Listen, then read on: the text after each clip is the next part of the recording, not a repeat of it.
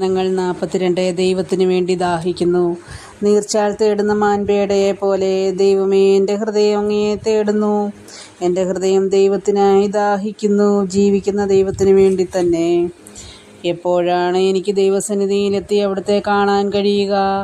രാപ്പകൽ കണ്ണീർ എൻ്റെ ഭക്ഷണമായി. എവിടെ നിൻ്റെ ദൈവമെന്ന് ഓരോരുത്തർ നിരന്തരം എന്നോട് ചോദിച്ചു.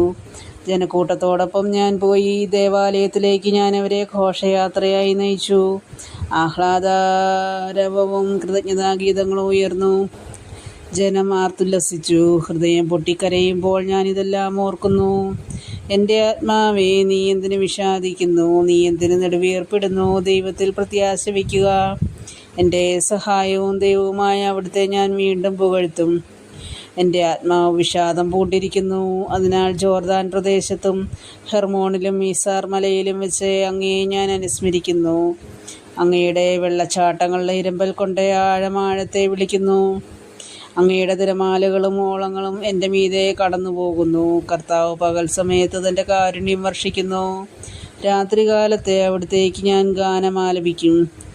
എൻ്റെ ജീവൻ്റെ ദൈവത്തോടുള്ള പ്രാർത്ഥന തന്നെ. അവിടുന്ന് എന്നെ മറന്നത് എന്തുകൊണ്ട്?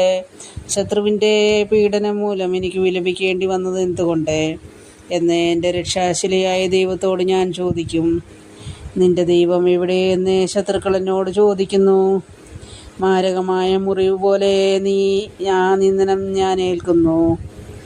എൻ്റെ ആത്മാവേ, നീ എന്തിനു വിഷാദിക്കുന്നു? നീ എന്തിനു നെടുവീർപ്പെടുന്നു? ദൈവത്തിൽ പ്രത്യാശ വയ്ക്കുക.